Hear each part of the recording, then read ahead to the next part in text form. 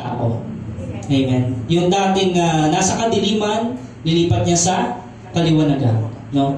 Yung dating ibig sabihin masama yung mga hangarin, ngayon ay puro makadiyos na yung hangarin. No? So kaya-kaya po ng Diyos baguhin kahit sino. At kung lalapit nga po at lalakaran yung nais ng Panginoon. No? So muli po, ito po ang ating title, mga kapatid. Ayan. So, the imperishable crowns. No? So, hindi ata nailagay dyan. Pero itutuloy natin yung last week na sinasabi, the imperishable crowns. No? So, bago yung himala, mga kapatid, na ginagawa sa atin ng Diyos, ano po muna yung nangyayari? Bago gumawa o kumilos ang Diyos sa ating buhay. No? It starts with prayer. It starts with sacrifices. No? Kasi madalas, yun nga po, claim tayo ng claim na ang Lord ay kasama ko ang Diyos, naghihimala ang Diyos, may gagawin ang Diyos, pero hindi mo naman sinusunod yung pinapagawa ng Diyos. Paano magkakaroon ng himala? Sa tingin mo magkakaroon? Kapatid? No? Kasi kung hindi ka align, no? Kumbaga sa music, hindi tono, wala sa tono, hindi ka align doon sa kalooban ng Panginoong Diyos, sa tingin mo magiging maganda yung resulta? Hindi. So bakit may mga madalas pangit na nangyayari sa buhay natin? Sino may kagagawan? Dapat malaman natin tayo. Kasi minsan sinisisi natin sa ibang tao eh. Ay kasi si ganito, kaya ako nagkaganito dahil sa tatay ko, dahil sa nanay ko, dahil sa kapatid ko. No? Kaya ganito ako eh. Sinisisi, di ba? At kasi broken family kami, kaya ako ganito, rebelde ako. Di ba? It's a choice eh. No? Pero naririnig mo naman yung salita ng Diyos. That God will make a way. That God has a way. That God is the God of love, He's the God of just. At tinuturuan tayo mga kapatid na magtiwala sa Diyos. Sino po yung may mga tiwala sa Diyos? Amen. Dito. So maganito, no?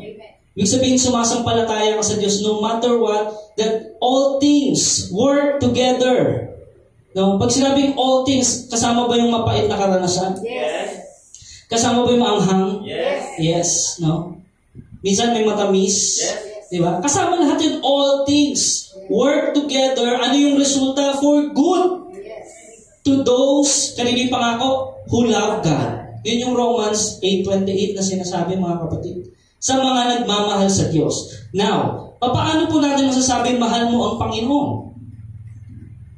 Ano sabi? Matthew 22 verse 37, no? Love the Lord your God with all your heart, your mind, your soul, and your strength.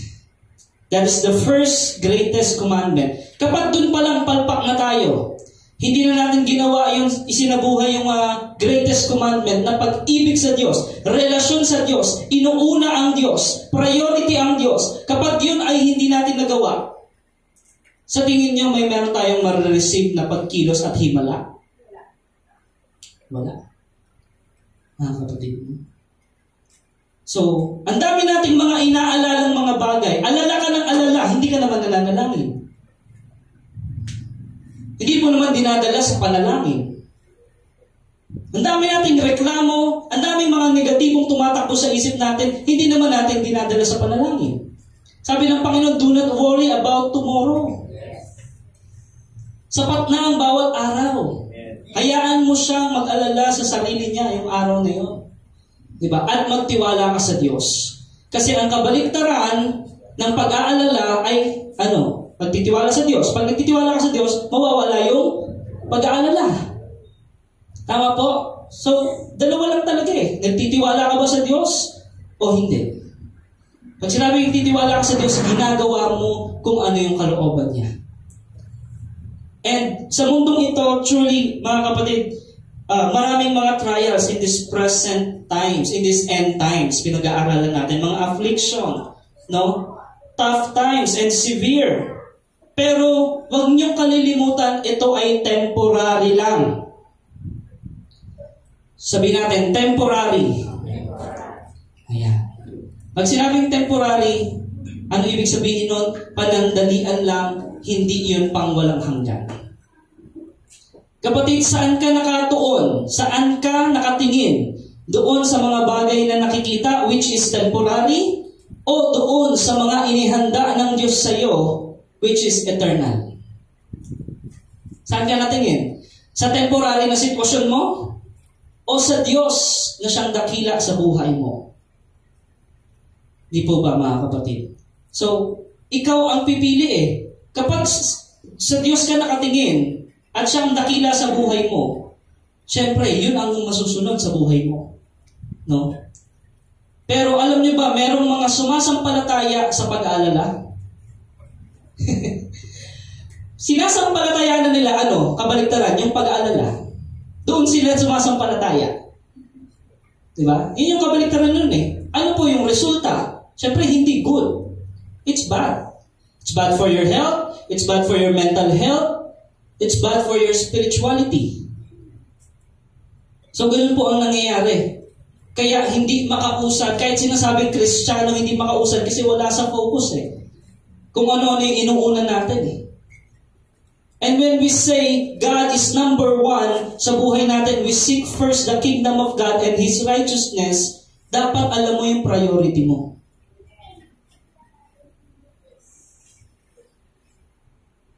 Sino ang pinakauna sa buhay mo?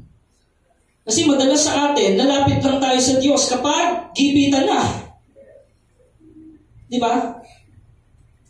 Salamat sa Diyos dahil mabiyaya siya, His grace is always available, no? At tinutulungan tayo. No? Pero pag tinulungan ka ng Diyos, natanggap ko yung tulong, ayun ka na naman. Hindi mo na naman siya uunahin. Ganun nangyayari. Cycle lang. Paulit-ulit. You will repeat the same thing. You will repeat the same sin when you do not prioritize the will of God. Now, ano yung pinag-uusapan natin ngayon, mga kapatid? It's all about the will of God. And kapag sinusunod natin yung will of God, there's a reward. Ang Diyos ay mapagpala, naniniwala tayo. Ang Diyos ay mabiyaya, naniniwala tayo doon. Naranasan ko, naranasan nyo, naranasan natin. No? Pero may mga pagkakataon nakakalimot tayo. Nalilimutan natin kung ano ang pinakamahalaga. Nag-i-stay tayo doon sa mga bagay na temporary lang. Nagtitiwala tayo sa tao, nagtitiwala tayo sa kayamanan, nagtitiwala tayo sa kung sino, anumang mga bagay. Nagtitiwala tayo sa sarili natin. No? And then at the end of the day, ipapakita sa iyo ng Lord na ang mga bagay na yon ay walang saysay. At ang nagmamatter lang ay yung purpose mo sa buhay. You must know your purpose, mga kapatid. Kasi kung hindi mo alam kung ano yung dapat mong gawin sa buhay mo, hindi mo uunahin ng Panginoon eh. Kapatid, tanong, sino ang una sa buhay mo? Ikaw ang makakasagot niya, no? Siyempre sabi natin, ang Diyos po, pastor. Kamusta yung devotion mo?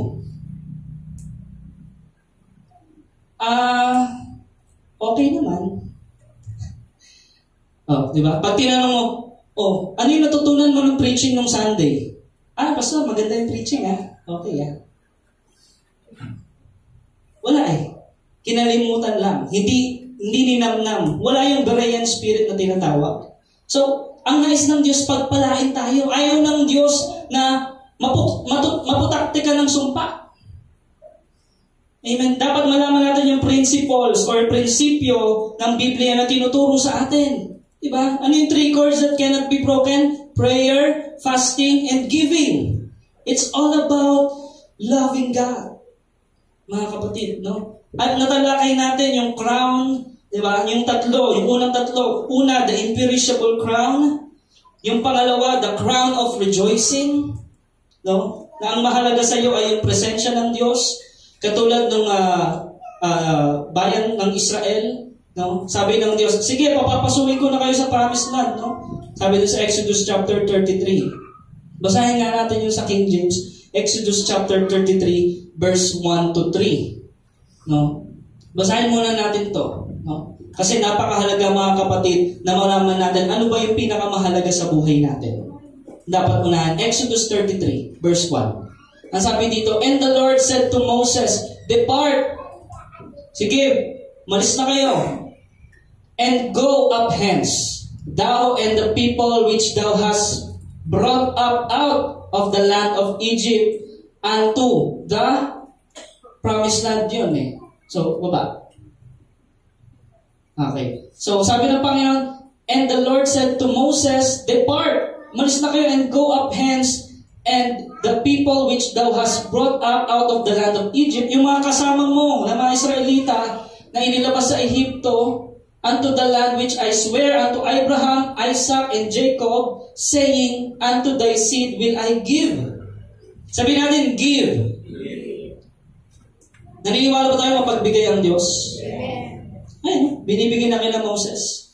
Yung pinangako ko sa mga magulang niyo, kay Abraham, kay Isaac, kay Jacob, ibibigay ko na sa iyo. Sige, puntahan niyo na.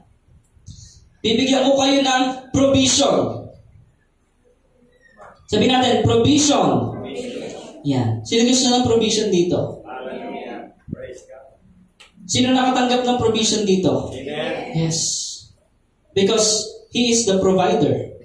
Saan ba nanggagaling yung provision? Eh, dito sa provider.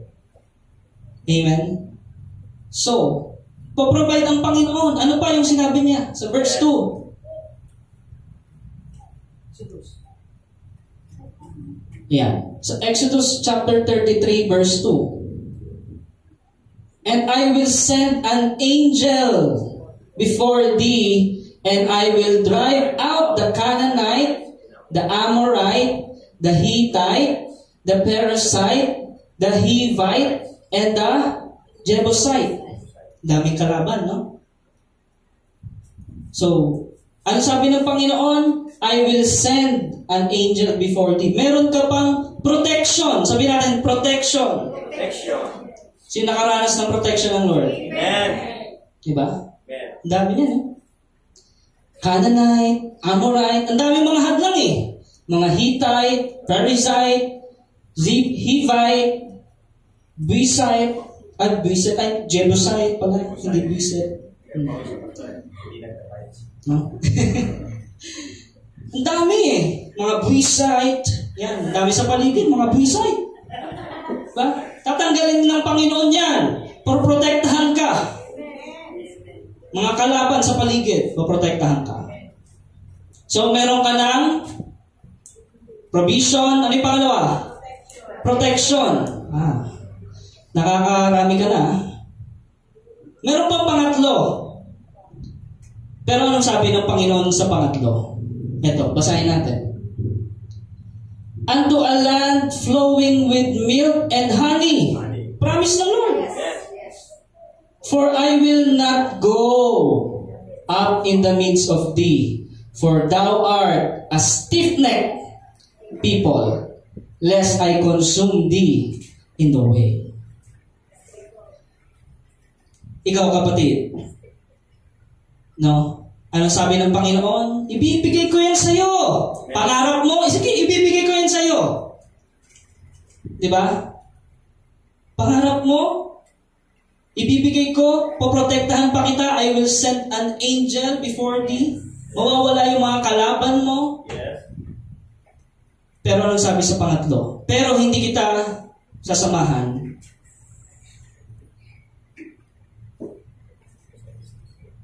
Wala ang presensya ng Diyos. Meron kang provision, meron kang protection, pero wala ang presence ng Lord. Pili ka. What is your priority? Provision ba? Protection ba? O presensya niya? Diyan ka testingin ng Lord. Alam mo ba, pag binilas ka ng Panginoon, may kasamang testing yan. Yes. Yes, amen. Pag provide niya yung pangangailangan mo o kagalingan, pag binigay sa'yo ng Panginoon, may testing yun. Kung talagang maglilingkod ka sa Kanya afterwards. Naalala niyo, 10 ketungin, 10 sila, pinagaling. Ilan yung naglingkod? Isa lang. Nakatanggap na ng healing Nakatanggap na ng protection, nakatanggap na ng provision Basta ako, bye. wala ang presensya ng Diyos. Anong gusto natin, mga kapatid? Saan tayo nakatingin? Sa provision ba? Pangako ba? Doon ba sa mga promises doon ka ba nakatingin? Sa protection ba? Sa mga anghel ka ba nakatingin? Or are you seeking His presence first things first in your life? Saan tayo, mga kapatid? I don't judge you. Examine your heart. The Holy Spirit is speaking to you right now. Nang sinasabi sa iyo, saan ka ba nakatingin? Ano ba ang habol mo? Bakit ka narito? Bakit tayo nagsa-Sunday service? Bakit ka uma-attend ng Bible study? Bakit ka uma-attend ng prayer meeting? Anong pakay mo sa Diyos? Provision? Protection? Healing? Blessing? Yan ba? Or are you really seeking His face?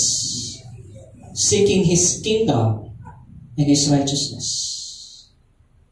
Because when you seek His presence, when you soak in His presence through prayer, by faith, all these things, sabi ng Panginoon, shall be added unto you. When you make Jesus the great shepherd, surely goodness and mercy shall follow you. Hindi ikaw yung naghahabol, kundi ikaw hahabulin ng blessing. Amen. Hallelujah. When you make Him first in your life,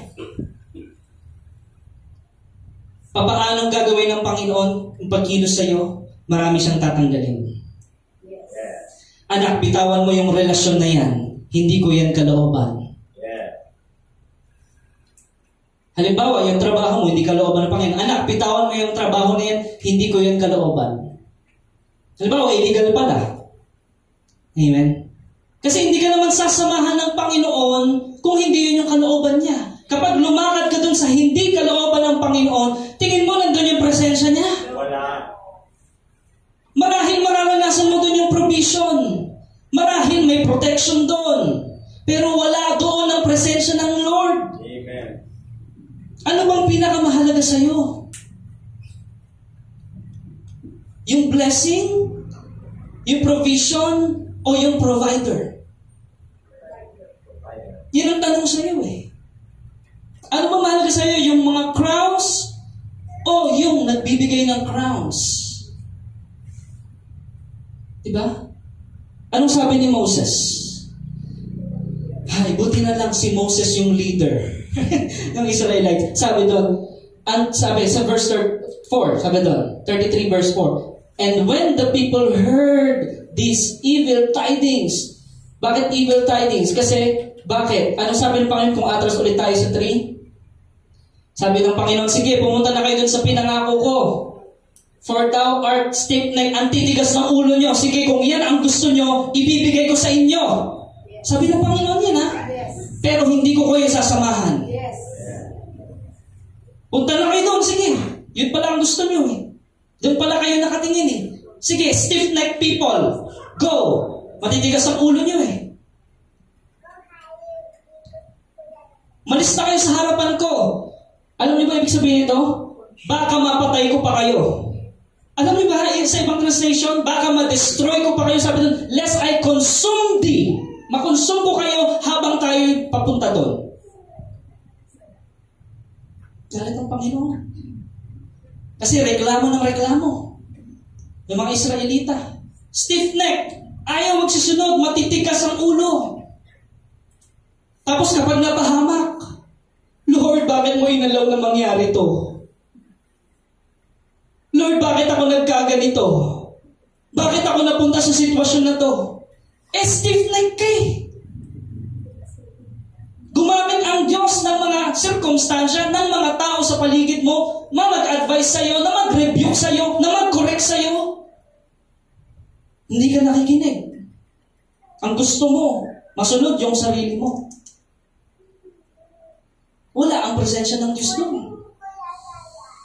Sabi ni Moses, narinig yun ng mga Israelita. Verse 4, Sabi na, and they mourn. Talagang naghinagpis sila. Nahappy sila. And no man did put on him his ornaments. Talagang nalungkot sila. No? For the Lord had said to Moses, say unto the children of Israel, ye are, inulit stiff-necked people. I will come up into the midst of thee in a moment and consume thee. Kapag nga pumunta ako diyan sa kalagitnaan nyo, mamamatay kayong lahat. Totoo yan. Sinabi yan, nakasulat. Therefore, now, put off. Sabi natin, put off. Ayan.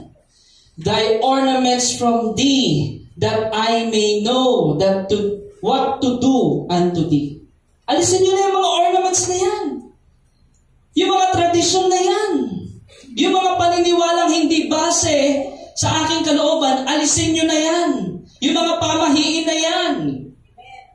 Yung mga Diyos-Diyosan na yan. Alisin nyo na yan. Para maramdaman nyo, maranasan nyo yung pagkilos ko.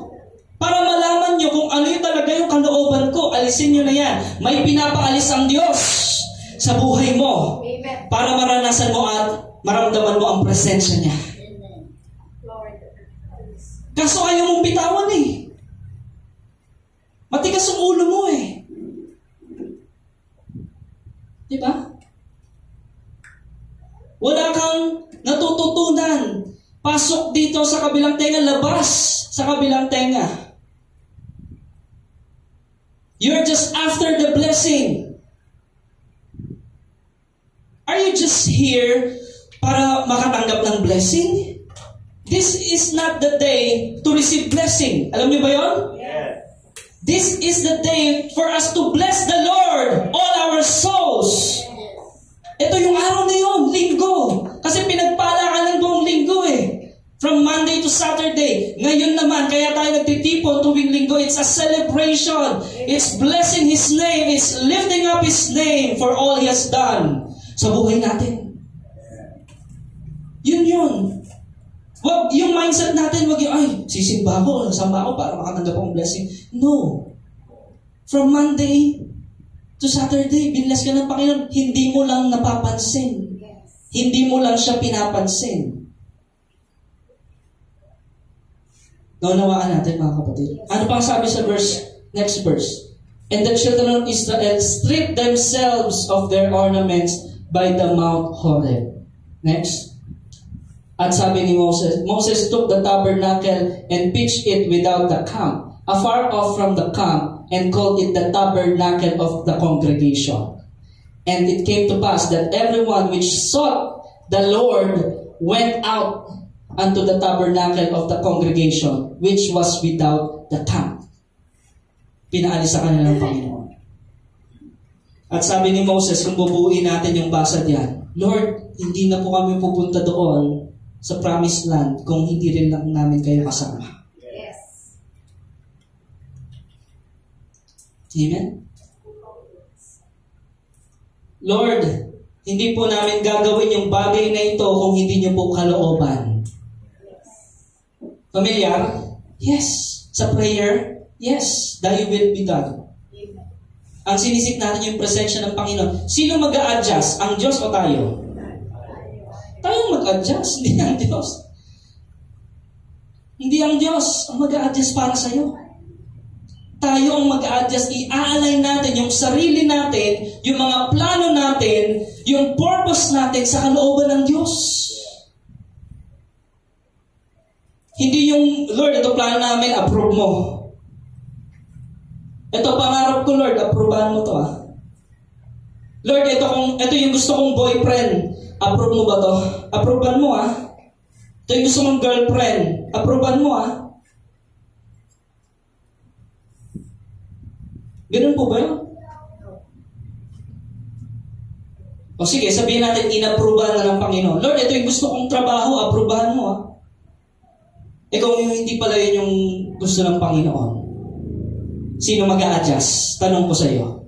Sinong mag-a-adjust?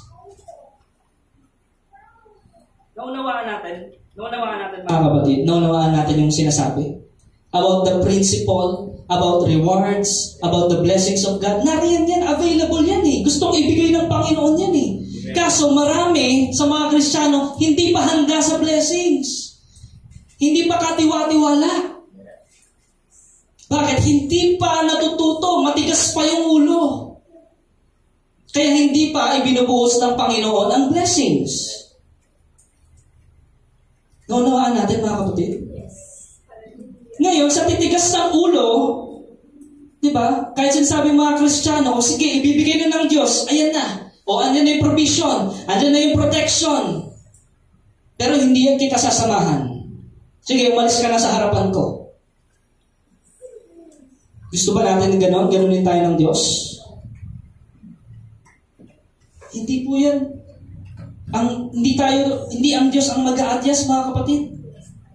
Dapat malaman natin yun. Amen? Sabihin nila, Pastor, galit na galit ang dito. Titigas ng ulo sa mga. Parang gano'n eh. Parang nagpupulong-pulong. Ikaw kasi. Hindi. Mahal tayo ng Panginoon, kaya nire-rebuke tayo, kaya kinakorek tayo. Mahal na mahal tayo ng Diyos. Mahal ng Diyos ang bawat pamilya. Mga kabataan, bakit kayo pinapagalitan ng magulang nyo? Ayaw nila kayong mapahamak. Di ba? Hindi sila, pero ang tingin ng mga kabataan, kontrabida to si mama. Kontrabida to si papa.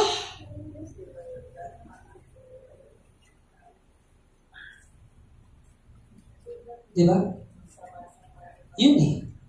Yun yung nangyayari. Ang nangyayari, kapag hindi nasusunod yung gusto mo, kontrabida naman to si sister. Si pastor, kontrabida number 1 sa buhay ko eh. Correct na correct sa akin eh. Tanong, tama ba yung kinokorek sa'yo? Tama naman eh. You are just a stiff-necked person. Siyempre, hindi mo aminin yun na matigas ulo mo. Pero in prayer, papakita sa'yo ng Lord. I-reveal sa'yo ng Lord. Anak, ito yung bitawan mo, mali ito. Anak, hadlang ito. Kailangan bitawan mo yan. Iwanan mo yan. Dahil gusto kitang pagpalain. Amen? So far po ba nauunawaan natin yung sinasabi ng Lord? Mensahe? Amen. Nakakatulong ba sa atin yung mensahe ng Lord sa umagang ito? Amen. Yes. Huwag dun sa mga temporary. Huwag dun kang tumingin. Dun sa mga bagay na inilatag ng Diyos sa harapan mo, yun ang lakaran mo. Kapatid. Amen. And you will see, no, na talagang dakila ang Diyos. Mararanasan mo siya.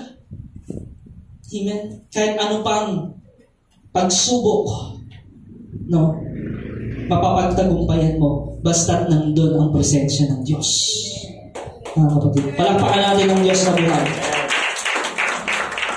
Amen. The crown of glory. Ayan, number 4. Dalawa lang itong crown na tatalakayin natin na iwan. No? Sabihin natin, the crown of glory. No? Alam ba natin kung ano yung ibig sabihin ng glory? Sabihin natin, glory. Ayan. Kaluwalhatian, karangalan. No? Basahin natin 1 Peter chapter 5 verse 4. At pagparito ng pinunong pastol ay tatanggap kayo ng maluwalhating koronang di kukupas kailanman. Pagparito, pagbalik ng Great Shepherd, pagbalik ng Panginoong Jesucristo, tatanggap kayo ng maluwalhating korona, crown of glory, na hindi kukupas kailanman. Ito ay magpasawalang hanggan, mga kapatid. No? So kaya, sabi doon, though Peter is addressing the elders, no, sa teksto na ito, we must also remember that the crown will be awarded. Para kanino itong crown na to? Para sa lahat ng nagtiis. Kapatid, sabihin mo sa katabi mo, may pagtitiis. Anong patis? May patis daw sa akin. Pagtitiis. Ayan. May pagtitiis na tayo'y daraanan. Before the miracle happen, di ba? Kailangan magtiyaga kang manalangin. Magtiis ka kahit maraming nanggugulo. Amen? Naalala niyo ang Panginoong Kristo, 40 days and 40 nights, ginugulo siya ni Satanas, ni Taning. Ginugulo siya. Habang nagpe-prayer and fasting siya. Pero ano ang sandata ng Panginoon? Yung sword of the Spirit nandun. Diba? Word of God. Kaya mahalaga ang Word of God sa pananalangin eh. Amen. Amen. Kasi kapag wala ang Word of God, wala kang standard of righteousness on how to pray correctly. Yes. Yes. Amen. Lord. Di po ba mga kapatid? Talagang may manggugulo. Huwag kayong mag-surprise. Na-surprise ba kayo pag may prayer? May mga gulo, may mga hadlang. Yes. Diba? Hindi yun nakaka-surprise mga kapatid. Huwag tayong magulat. Normal yan sa Kristiyano. Yes. Hallelujah. May pagsubok. Normal ba yan sa Kristiyano? Yes. May pagtitiis. May pagtsatsaga. No? Baka hindi nyo alam, normal yun. That's normal. Bumabagyo ba sa buhay mo ngayon, kapatid? That's normal. But Jesus will calm the storm and the waves of problems in your life. You will see His miracle because of that testing. At magiging living testimony ka dahil naranasan mo yun. Gagamitin ka ng Panginoon dahil naranasan mo yun. Ang pinakamatibay na mananampalataya ay yung kumapit sa Panginoon sa kabila ng maraming pagsubok. Yung katitibay, kapatid. At ibibigay sa iyo ang maluwalhating korona pagbalik ng Panginoon. Kapit lang. Diba? Tiwala sa Panginoon. No? Kaya sabi, the word glory, ang salitang gloria, mga kapatid, interesting tong word na to, no? Ito ay very nature of God. Alam ba ninyo yun? Attributes of God. Katangian ng Diyos na siya'y maluwalhati. Tama? At isi-share sa iyo. Bakit? Anak ka na ng Diyos eh. Amen. Sipin mo yun? Maluluwalhati ka rin kasama niya. Amen? Kaya sabi, it entails His great splendor and brightness. Kaya kung maalala niyo yung nangyari kay Stephen, Acts 7:55-56, sabi doon, ngunit si Esteban na puspos ng Espiritu Santo ay tumingala sa langit. At nakita niya ang kaluwalhatian ng Diyos at si Jesus na nakatayo sa kanan ng Diyos. Kaya't sinabi niya, tingnan ninyo, nakikita kong bukas ang kalangitan at anak ng tao na nakatayo sa kanan ng Diyos. Hallelujah! Anong sitwasyon meron si Esteban nung nakita niyang bumukas yung langit? Sige nga, kung alam niyo. Yes. Nasaan sitwasyon siya? Babatuhin, di ba? Yes. Kakagulpi lang sa kanya, kinaladkad siya niyan eh. Yes. Kung ipipicture out mo nga, kinakaladkad siya ng kabayo. Yes. Yes. Ganun i-persecute mga Christian na yun. Tapos, ibabaon yung kalahati ng katawan niya sa lupa at pagbabatuhin siya. Ito yung senaryo niyo. Yes. Hallelujah. May pagtitiis. At doon sa pagtitiis na yun, kapatid, kapag nagtiwala ka sa Diyos, makikita mong bukas ang kalangitan. At mararanasan mo ang rescue ng Panginoon. Mararanasan mo ang kaligtasan mula sa Diyos. No?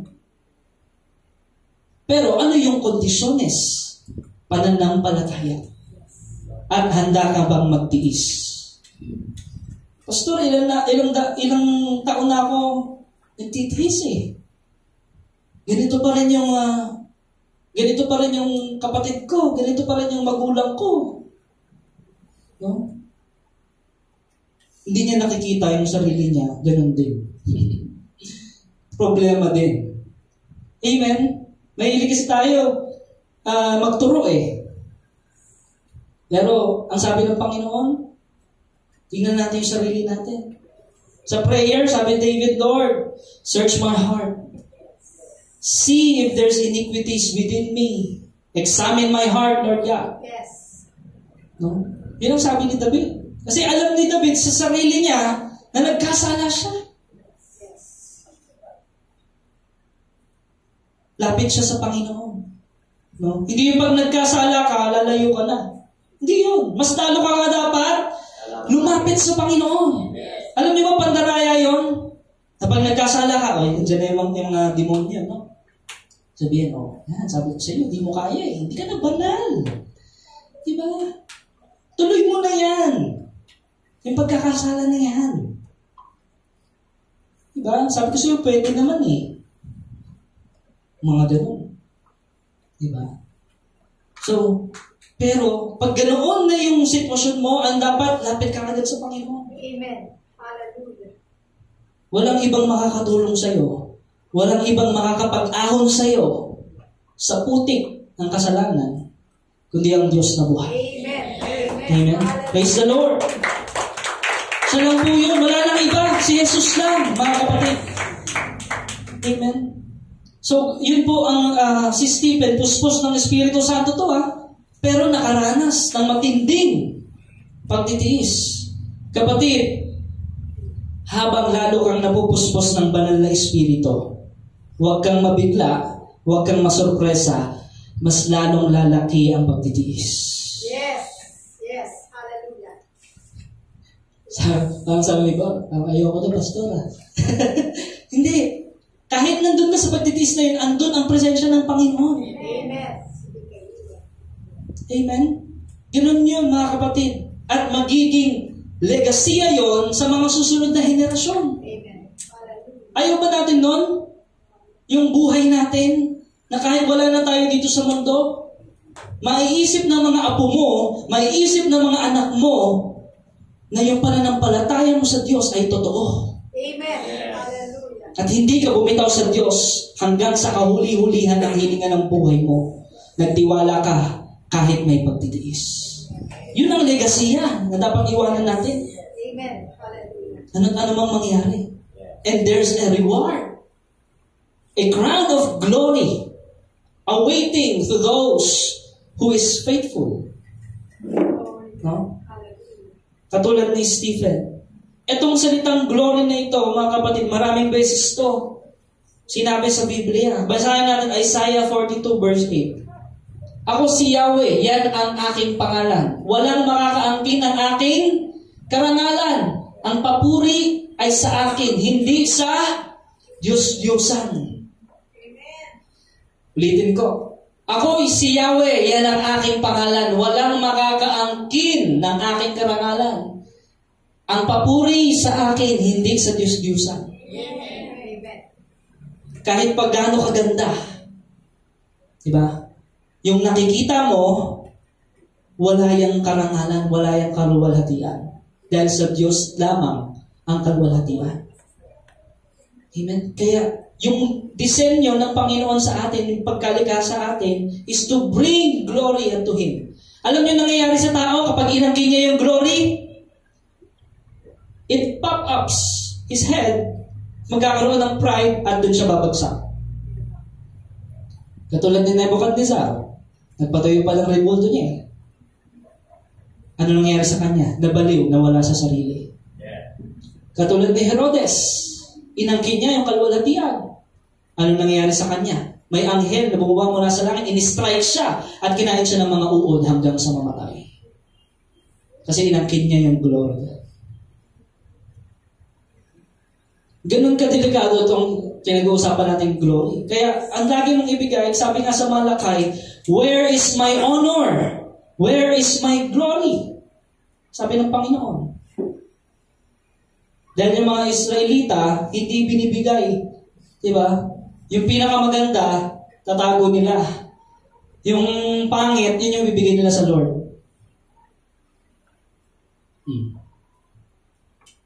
Amen? So kaya, hindi nasusunod ng principle ng Panginoon, walang blessing. Nagkakaroon, anong kabaliktaran ng blessing?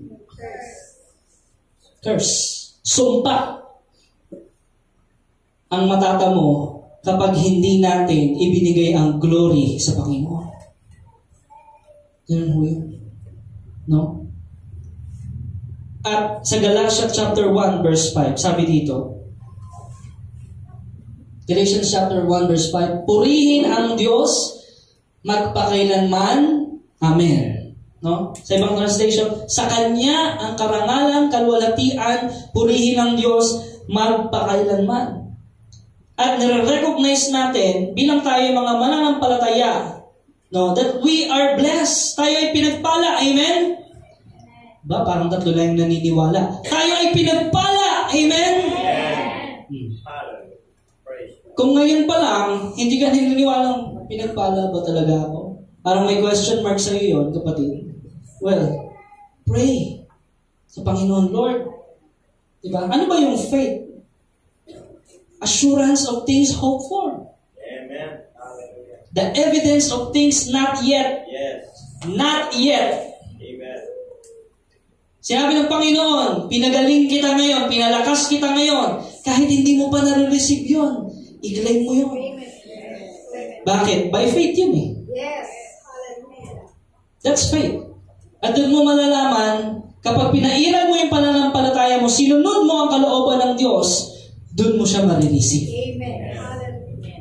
Yun ang faith. Hindi yung basta faith on your own faith. Faith requires obedience, sacrifice, and perseverance. Mga kapatid. For the glory of God. So, Romans 8:18. Sabi dito, para sa akin, ang mga pagtitiis natin sa kasalukuyan ay hindi maihahambing sa kalwalhatiang ipapahayag sa atin panang araw. Sabi ng Apostle Paul, para sa kanya, ang pagtitiis natin. Sino may mga pagtitiis dito? Amen. Lahat tayo, mga kapatid. No? Yung ibang mga Christian, hindi lang halata na mayroong pagtitiis yan, pero meron yan. Lahat tayo, meron yan. Bakit hindi halata lang sa iba? Ha? Binigay mo na sa Lord eh. Amen? Pinagkatiwala mo sa Lord eh. Sumampalataya ka sa Panginoon na magkakaroon yun ng resolusyon kahit hindi pa man nangyayari ngayon. Yun ang pananampalataya, mga kapatid. Amen? Ngayon pa lang, sabihin mo na. Diba? Declare and decree that God is in control. That God is in charge ng buhay mo. Ipagkatiwala mo kung anong bigat yan sa Panginoon. And you will see His hands working beyond the scene. Diba? Behind the scene ng buhay mo. At kapag yun ang pinairal mo, pananampalataya at pagtitiwala sa Kanya, you will experience victory and miracles. Yun yung mga kapatid. Hallelujah. Amen. The question is, do you trust God? No? Do you trust God? When we say we trust God, we don't lean on our own understanding. Hindi ikaw ang masusunod. Pag sinabi mo ang titiwala ka sa Panginoon, hindi ikaw ang masusunod kung hindi siya. Acknowledge Him in all your ways. And He will make your path straight. Sabi ng Panginoon.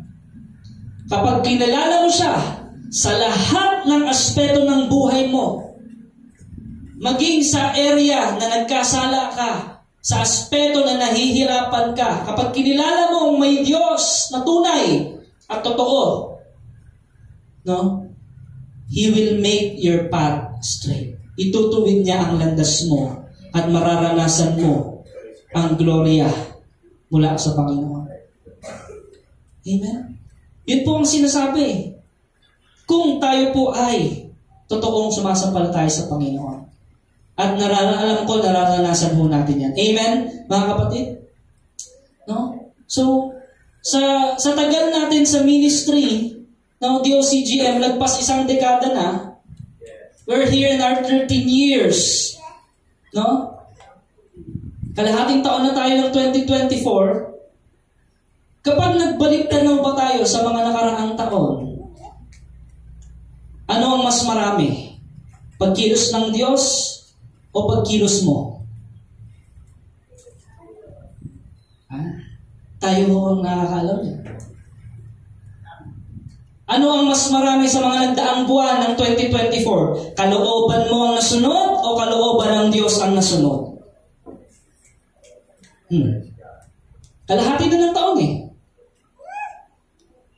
Ang tanong, Pastor, ano po ba ang kalooban ng Diyos? Nakasaad yun sa Biblia, kapatid. Kaya mo pala hindi alam ang kalooban ng Diyos eh hindi ka nagbabasa ng Biblia. Ganun lang ako kasimple yan. Hindi ka nakikinig. Hindi ka nagme-meditate. Hindi ka nananalangin. Hindi ka disiplinado spiritually. Hindi mo nga masusunod ang kalooban ng Diyos. Kaya po yun ang nangyayari. Bumabagal at bumabagal ang progreso kapag kapag stiff-neck tayo. Sino nakaranas na may stiff-neck dito? Hindi ka makalingon na gano'n, no? Matigas yung ulo. Diba? Ganun mo yun eh. No? So, aminado ba tayo meron tayong katigasan ng ulo? Yes. Hindi, Pastor, bait-bait ko eh. Hindi ako, matigas ang ulo. Ito, yung kapatid ko. Yung nanay ko, tigas ang ulo. Hindi ako O yung tatay ko. Tuturo ka ngayon. No? So, hindi ganun, mga kapatid. In prayer, itaas natin sa Panginoon yung katigasan ng ulo natin. No? Para ma-receive natin yung kalwalhatian mula sa Panginoon. Sabi ni Apostle Paul, para sa kanya, may pagtitiis. Yung pagtitiis na ito ng kasalukuyan. Temporary lang to. Ulitin ko. Pansamantala. Sabihin natin, pansamantala. Pansamantala lang. Yes. Yung health mo, hindi ka nakakasiguro malusog ka rin bukas. Yung kayamanan mo, hindi ka nakasiguro nandiyan pa yung bukas. Lahat ng mga bagay dito, pansamantala. Saan tayo nakatanaw? Sabi ni Apostle Paul, yung mga pagtitiis na to sa kasulukuyan, hindi to maikukumpara, hindi to mayambing dun sa darating na inihanda ng Panginoong Diyos na sinabi niya sa ating lahat. Maliban na lang kung hindi mo alam yung sinabi. Tanong mo sa katabi mo, alam mo ba yung sinabi? Amen. Alam mo ba yung sinabi ng Lord? Hindi, huwag mo nga ako tanongin. Ganun eh. So, dapat alam natin, mga kapatid, para yung panghawakan natin. Si Apostle Paul, alam na alam niya eh. Alam na alam niya at na-encounter niya mismo ang Panginoong Jesucristo sa buhay niya. Yes. Kaya, no matter what happens, ang isip ni Apostle Paul ay yung mga bagay na eternal at hindi yung mga bagay na temporary. No? Yun si Apostle Paul. Now, number 5. Are we ready, mga kapatid? The last crown na binanggit. The crown of life. Sabihin natin, the crown of life. Ang korona ng buhay. Basahin natin Revelations 2:10. Sabi doon sa one of the 7 churches, huwag kang matakot. Sabihin mo sa katabi mo, huwag kang matakot. Paano na yung mga bayarin namin, Pastor? Nakakatakot. Malaga naman eh. Paano na, Pastor, yung mga ganitong kinakaharap namin sa buhay? Nakakatakot. Anong sabi ng Lord? Huwag kang matakot sa mga pag-iisip. Ano to? Basta sinabi lang ng Panginoon? No. Inuutosan ka, kapatid. Yes. Pag sinabi ng Panginoon, huwag kang matakot. Ibig sabihin, pagkatiwala mo sa Kanya. Amen? Sabi doon, huwag kang matakot sa mga pag-uusig. May persecution ba? Meron. Makinig ka. Sabi mo sa katabi mo, makinig ka. Sabi nung sumagot naman yung katabi, ikaw mo makinig. Sumagot eh. Narinig ko eh, may sumagot eh. Ikaw mo makinig. Sumasagot ano? Sabi ng Panginoon, makinig ka. Diba? Susubukin kayo. Atakihin kayo ng diablo. Ang ilan sa inyo. Ibibilanggo. Magdurusa kayo. O, makinig ka. May pagtitiis. Makinig ka. Magdurusa kayo sa loob ng 10 araw. Manatili kang tapat hanggang kamatayan. At gagantimpalaan kita ng korona ng buhay. Yes. Amen. Hallelujah. Makakamtan mo yung korona ng buhay, magsisimula ka saan? Makinig ka. Doon nagsisimula yun. Pag hindi ka nakinig sa payo ng Panginoon, hindi korona ng buhay yun. Bagsak yun. Kabiguan. Yes. Diba? Ganun yun mga kapatid. Kaya mahalaga yung makinig eh. Amen. Alam ba natin yun? Kaya inuulit sa Revelation, ang may pandinig ay makinig. Sa sinusulat sa mga iglesia, ganyan. Mababasa mo yan eh.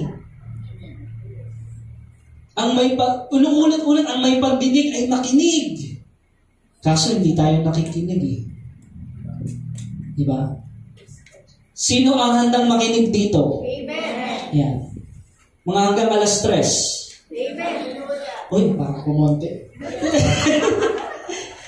Testing eh. Subukan ka ng Panginoon. Pag sinabi sa'yo ng Panginoon, ganito, prayer and fasting kayo. Pag sinabi ng Panginoon, gano'n, mid-year na.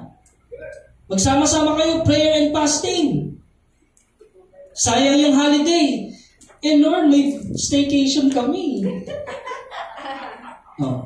May team building kami sa kumpanya.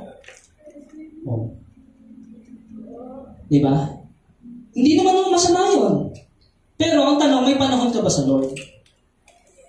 Yun. Kapag wala ka na panahon sa Lord, yun yung masama. Pero kung hindi naman, wala namang masama doon. There is a time for everything. Itinakdaya ng Lord eh. Gusto ng Lord, masaya ka. Gusto ko, happy ka. Sabi ng Lord. Uy, hindi yun kampanya. Gusto ng Lord, masaya ka. Totoo ba yun? Gusto ng Lord, may kagalakan tayo? Yes. Tingnan mo yung katabi mo. Diba? Happy yan. Sabi niya, ayaw ko tingnan. Pangit. Maganda yan. Sabi nga, you are fearfully and wonderfully made by the Lord. Katakot-takot yung paggagawa sa iyo. Kaya nakakatakot. Hindi. Maganda yan. Wonderfully made. Sabi ng Panginoon. At lalong gaganda yan kung makikinig ka. Lalong gaganda ang buhay kung makikinig tayo sa Diyos. Amen? Sinong handa dito sa pagtitiis? Kumonti na naman, Pastor. Ulitin ko. Sino handa sa pagtitiis? Ayan. Amen. Hallelujah. No? Ganun yun. Sabi ng Panginoon, makinig ka. May pagtitiis, anak ha. Ang maganda po sa Lord, hindi niya tayo binubola. Talagang straight to the point. Ganito yung mangyayari sa last days. Maraming mga Hittites, ganyan, Amorites, Guisites. Madami yan. Sa last days, maraming manggugulo sa'yo. Sabi ng Panginoon. Diba? Pero magtiis ka, sabi ng Lord. Amen. Manatili kang tapat. Yan. Yun. Kung paanong nare-receive natin ng Panginoon with healing and provision, pag sinabi ba ng Panginoon may pagtitiis at may persecution, go pa rin tayo? Yes. Ganun yun. Hindi ka lang nag-go. Go ako dyan, Panginoon. Blessing yan eh. Go ako dyan, protection yan eh. Pero pag sinabi na ng Panginoon, may pagtitiis. Pwede kang makaranas ng karamdaman. Pwede kang makaano ng pagsubok talaga. Malaking pagsubok. Go ka pa rin ba sa Lord? Yes. Doon matatesting yung faith mo. Yes. Amen? So, ang crown of life, mga kapatid, sabi doon, and I will give you the crown. This crown is for all believers. Lahat ito ng mga mananampalataya. And especially para sa mga nagtiis ng sufferings and hardships. Katulad ng Panginoong Kristo na na-persecute din hanggang sa kamatayan sa krus. Siya ay inalipusta ng mga makasalanan. Kaya sabi doon, it was Jesus who said, sabi niya sa John 10:10, dumarating ang magnanakaw. Sa mundong ito, may magnanakaw ba? Meron. Andito, di ba? Nasa mundo eh. Dumarating ang magnanakaw para magnakaw, pumatay at manira. Pero sabi ng Panginoon, napalito ako upang ang mga tupa ay magkaroon ng buhay. Buhay na masaganang lubos. Ganda po ng pangako ng Panginoon. At ang pinakaibig sabihin niyan, banal na espiritu. Ano ba natin yung ibig sabihin niyan? Yung masaganang lubos, puspos yan ng Holy Spirit. Amen. Yun po ang ibig sabihin niyan. Pinakamalaking blessing, bukod sa salvation na tinanggap natin, ay ang banal na espiritu. No? Kaya sabi doon ng Panginoon, I have come that they may have life and that they may have it more abundantly. Sabihin natin, abundantly. Masagana, mga kapatid, no? Yun ang gusto ng Panginoon, pagpalain ka. Gusto ng Panginoon, ikaw ay masaya. Di ba? Ikaw ay may kagalakan kahit sa gitna ng pagsubok, kahit sa gitna ng persecution. Gusto ng Panginoon, andun ang presensya niya kasama mo para hindi nawawala yung kapayapaan at kagalakan. No? Kaya mga kapatid, sabi doon, John 4 verse 10, sumagot si Jesus, kung alam mo lamang ang kaloob ng Diyos, at kung sino itong humihingi sa iyo ng inumin, ikaw ang hihingi sa kanya at bibigyan kanya ng tubig na nagbibigay buhay. Sino kausap dito ng Panginoon? Yung Samaritana, di ba? John chapter 4 yan eh. No? At doon na-encounter ng Samaritana ang Panginoon. Chapter 6 verse 35 ng John din. Sabi doon, ako ang tinapay ng buhay. Ang lumalapit sa akin ay hindi na magugutom kailanman at ang sumasampalataya sa akin ay hindi na mauuhaw kailanman. Eternal blessings, mga kapatid. We know that ang mundong ito, ang buhay natin sa mundong ito ay panandalian lang. Ano ba natin yun? Baka nakalimutan mo na temporary lang tayo dito Sabi ng Panginoon, 1 John 2:25. Ito naman ang pinangako sa atin ni Kristo, ang buhay na walang hanggan. Mga kapatid, sa buhay dito sa mundo, it will end. Kahit sino ka pa, mayaman, mahirap, saan ang punta? Sa lupa. 6 feet under the ground. Diba? Pero ang nananatili, sabi doon, yung buhay na walang hanggang kaloob ng Panginoon. At sabi sa James 1:12, sa mundong ito, maraming mga pagsubok. Iba't iba. Marami ba, mga kapatid? Yes. Sapagkat matapos nating malampasan ang pagsubok, tatanggap siya ng gantimpala ng buhay na ipinangako ng Panginoon sa mga umiibig sa Kanya. Para kanino itong pangako na to? Sa mga umiibig. Sa Diyos umiibig. Yan. Ang puso ko'y yan. Sa Diyos umiibig. Ibig sabihin, siya yung una, siya yung priority, siya yung ating sinusunod at wala nang iba. Yun po yun, mga kapatid. The question then, how do we demonstrate ang pag-ibig natin sa Panginoon? Paano natin mapapakita sa Kanya? 1 John 5:3, sabi dito, sapagkat ang tunay na pag-ibig sa Diyos ay ang pagtupad sa kanyang mga utos. Aba? Kaya pala sabi ng Panginoong Kristo, if you love me, you will obey my... Doon pala natin mapapakita, no? Kahit anong sigaw natin, mahal na mahal kita, Panginoon! Sobrang mahal kita, Lord! Pero hindi ka naman sumusunod. Walang saysay. Yung mga salitang yun. Pero, ang tunay na pag-ibig ay ang pagtupad sa utos ng Diyos. Hindi naman napakahirap sundin ang kanyang mga utos. Malinaw naman. Hindi naman komplikado. Tayo lang yung nagpapakomplikado. No? Kaya sabi doon, bilang mga anak tayo mga kapatid, we must keep and obey His commandments. Remain faithful. Hebrews 12:2. Last verse na po. Ituon natin ang ating paningin kay Jesus. Sa Kanya nakasalalay ang ating pananampalataya mula simula hanggang katapusan.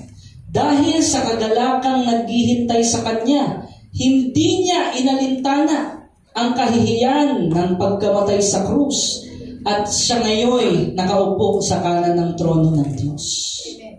Victory, mga kapatid. Pagkatapos ng pagtitiis, there's victory. Pagkatapos ng sacrifices, there's miracle. No?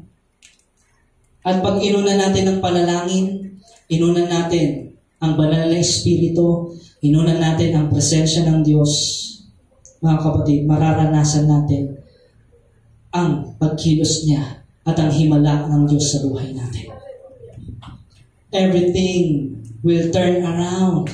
Yung mga problema na yan, yung mga kapighatian na yan, pagtitiis, sakit karamdaman, kapag nilagay natin sa kamay ng Diyos sa pamamagitan ng panalangin, you will experience extraordinary life. Ang buhay Kristiyano ay hindi ordinaryong buhay. Ang buhay Kristiyano ay talagang makulay ang buhay. Diba? All things work together. Iba-iba ang mararanasan natin. Ngunit lahat yon ay magre-resulta ng maganda dahil ang kalooban ng Diyos ay mabuti para sa bawat isa. Purihin ang Panginoon sa araw nito, mga kapatid. Palakpakan natin ang Diyos.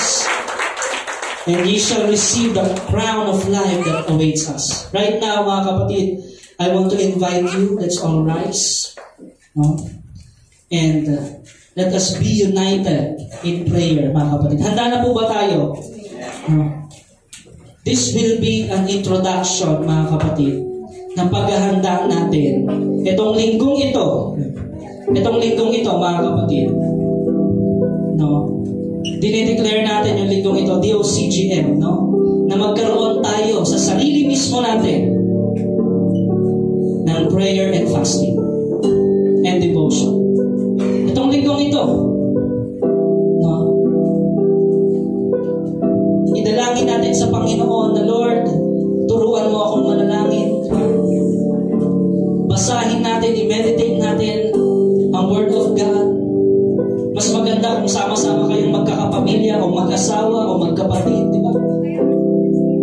Buong linggong ito. Because itong darating na linggo, June 16 to 17, we will have our 24 hours prayer and fasting. At yan, pagmimitingan natin yan after this service, mga kapatid. For the glory of God. Nararamdaman niyo ba, mga kapatid, may mga laban? Nararamdaman niyo ba? Nadi-discern niyo ba, mga kapatid, na merong mga laban sa buhay? Merong tangka ang mga kaaway sa buhay mo. Alam niyo ba yun? Pero merong plano ang Diyos. No? At kapag binabad natin ang sarili natin sa panalangin at pag-aayuno, sakripisyo para sa Panginoon, tayo ay tuloy-tuloy na magwawagi sa kahit anumang laban. Amen. The Holy Spirit is speaking to you right now, speaking to us right now. God is saying to you right now, no? If you seek my face, sabi nga ng Panginoon sa kanyang bayan, if you seek my face,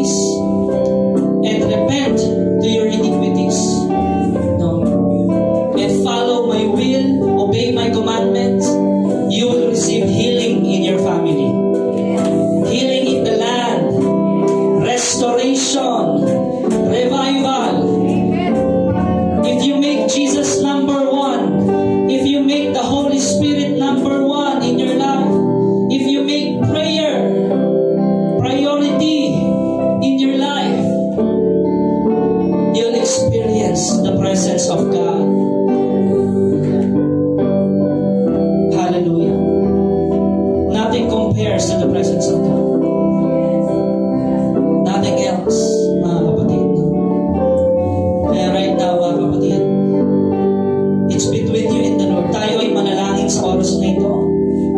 It's between you and the Lord. Kinakausap ka ngayon ng Panginoon. Ano mang mga bagay na bigat dyan sa puso mo, sabi ng Panginoon, anak, ibigay mo yan sa akin ngayon.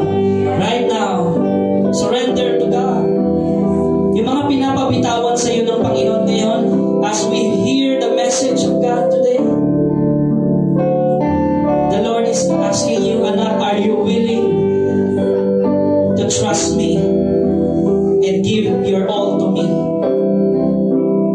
Yan ang challenge, mga kapatid. No?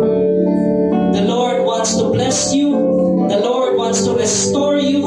Yung mga nasira, yung sinira ng mga diablo, sinira ng mga kaaway sa buhay mo, yung mga ninakaw sa iyo, yung mga winasak sa iyo, i-restore yan ng Panginoon. Right now, declare in the mighty name of Jesus, we declare restoration.